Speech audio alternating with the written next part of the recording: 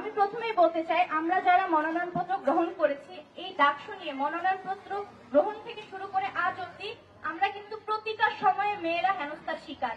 আপনারা যদি বঙ্গবন্ধু শেখ ফজিলাতুন্নেসা মুজিব হলের দিকে তাকান, সেখানে কিন্তু আমরা যখন মনোনয়নপত্র গ্রহণ করতে চাই সেখানেও কিন্তু একটা মবের সৃষ্টি হয়েছে। এবং আজকে একজন আপু, আমার শামসুন্নাহার হলেরই, তো ফাহমিদা আপু যখন রিড করে তার ব্যাপারটা কিন্তু লিগাল ছিল। তো এই লিগাল দাবিটা নিয়েও একজন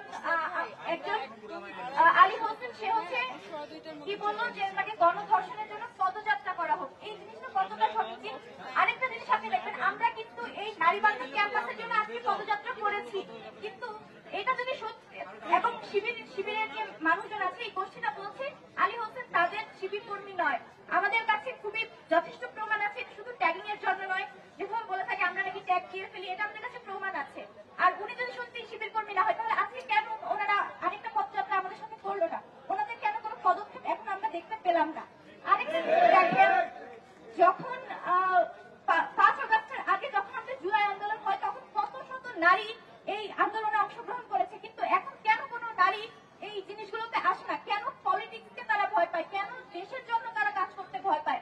কারণ হচ্ছে সাইবার বুলিং। এই সাইবার বুলিং এর জন্যই এখন আমি যদি কোনো একটা আপু বা আমার কোনো জুনিয়রকে বলি যে আপু আসেন আমরা দেশ সম্পর্কে সচেতন হই, আমরা বুঝি, আমাদের ক্যাম্পাসকে নিয়ে আমরা নিরাপদে একটা ক্যাম্পাস করি সবাই মিলে, তারা বলে আপু আমরা যদি কোনোভাবে লাইমলাইটে যাই, আমাদের সামনে চলে যাই, আমাদের নামে অনেক কিছু আসে, আমাদের বাবা মায়ের এই জিনিসগুলো দেখে আমরা খুবই হেনস্থার শিকার হই। দেখেন, আমরা নর্মাল একটা মেয়ে, আমরা যদি কোনো একটা জায়গায় সাক্ষাৎকার দিই, এর নিচে আপনারা দেখবেন কত শত আইডি কত বাজে বাজে কথা বলে, একটা নর্মাল ছবি নিয়ে তারা ধরনের কথা বলে। এই জিনিসগুলো কতটা সমীচীন। আবার শিবির বলে তারা নাকি নারী বান্ধব ক্যাম্পাস আমাদেরকে উপহার দিবে, আসলে কতটা সুন্দর নারী বান্ধব ক্যাম্পাস তারা উপহার দিবে, এটা আমরা কালকেই দেখতে পেয়েছি। এবং তারা আজকে কি পদক্ষেপটা নিল এটা আমরা দেখতে পেয়েছি। তো আমরা চাই, আমরা প্রত্যেকটা নারী যেমন জুলাইয়ে আন্দোলনে অনেক সুন্দরভাবে কাজ করেছি, আমরা দেশের জন্য কাজ করেছি, আমরা আমাদের ক্যাম্পাস ভালো রাখার জন্য কাজ করেছি, আমরা চাইবো প্রত্যেকটা নারী যেন আমাদের পাশে থাকে এবং প্রত্যেকের সচেতনতার সহিত ডাকসুতে কাকে ভোট দিলে আমাদের নারী বান্ধব ক্যাম্পাস আমরা পাবো, এই জিনিসটা যেন সবসময় খেয়াল রেখে তাদের ভোটের অধিকারটা তারা নিশ্চিত করে। আন্দোলন এবং রাজনীতির সাথে আছি, ডাকসুর সাথে এখন আছি। আমরা তো আগে প্রচুর রকমের এরকম সাইবার বুলিং এর শিকার হতাম, কিন্তু ডাকসু কেন্দ্রিক এই বিষয়টা আরো অনেক বেশি বেড়ে গেছে। এই যে আলী হোসেন একটা মাত্র উদাহরণ, এর বাইরেও আমরা দেখি যে এরকম অসংখ্য আলী হোসেনের অস্তিত্ব আমাদের পুরো ঢাকা বিশ্ববিদ্যালয়ে বিদ্যমান, আমাদের পুরো বাংলাদেশে বিদ্যমান। আপনারা যদি এখন এই লাইভের নিচের কমেন্ট সেকশন গুলোতে যান, দেখবেন যে আমাদের প্রত্যেকটা নারীর বিরুদ্ধে কিরকম কথা হচ্ছে, এবং এই কথাগুলো দেখার পরে আপনাদের মনে হবে বাংলাদেশের নিরাপত্তা আসলে কোথায়, মানুষ জাতির নিরাপত্তা আসলে কোথায়, একজন মেয়ের নিরাপত্তা আসলে কোথায়। আপনারা প্রশ্ন করেন, এখনো আমাদের অনেক সময় আছে। ডাকসু কেন্দ্রিক আমরা যারা নারীরা আছে আমরা আসলে আতঙ্কগ্রস্ত। মাত্র 13% যখন নারী একটা ডাকসুর মতো জায়গায় ইলেকশনে অংশগ্রহণ করে, এটা বাংলাদেশের জন্য লজ্জার। কেন এখানে 100% জায়গায় মাত্র 13% নারী এখানে অংশগ্রহণ করবে?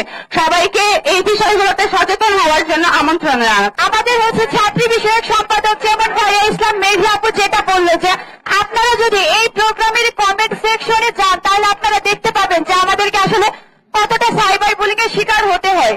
আমরা হচ্ছে এই যে ডাকসু হচ্ছে কত শতাংশ নারী এখানে অংশগ্রহণ করতে পারছে, আর যদি না পারে সেটা কেন পারছে না? এই যে আমাদের ঢাকা বিশ্ববিদ্যালয়েরই শিক্ষার্থী আরেকটা আলী হোসেন, আরেকটা শিক্ষার্থী মেয়ে শিক্ষার্থীকে এভাবে প্রকাশ্যে গণধর্ষণের মতো হুমকি দিতে পারে, তাহলে আপনারা বুঝেন যে ঢাকা বিশ্ববিদ্যালয়ে আমরা নারীরা কতটা নিরাপদে আছি। আমাদের এই যে রাজনীতিতে বিভিন্ন রাজনীতিতে সামাজিক কার্যকলাপে এই যে নারীদের অংশগ্রহণ এত নগণ্য, এটার পিছনে আমাদেরই সমাজের আমাদেরই ভাইয়েরা দায়ী।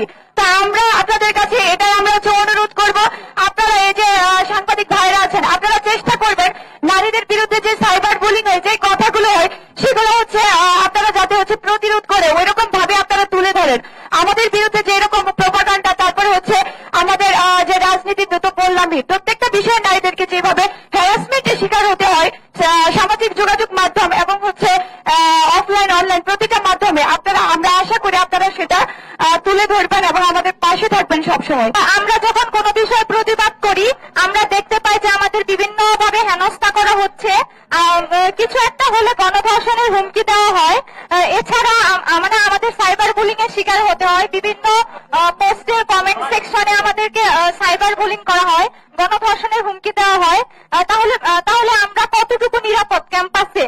একটা গোষ্ঠী আমাদেরকে সবসময় আটকিয়ে রাখার চেষ্টা করে, আমরা যেন রাজনীতি করতে না পারি। এই যে ডাকসুতে খুবই অল্প সংখ্যক মানুষ খুবই অল্প সংখ্যক মানুষ অংশগ্রহণ করছে, এটা কেন হবে? কাদের ভয়ে আমরা কিছু করতে পারি না?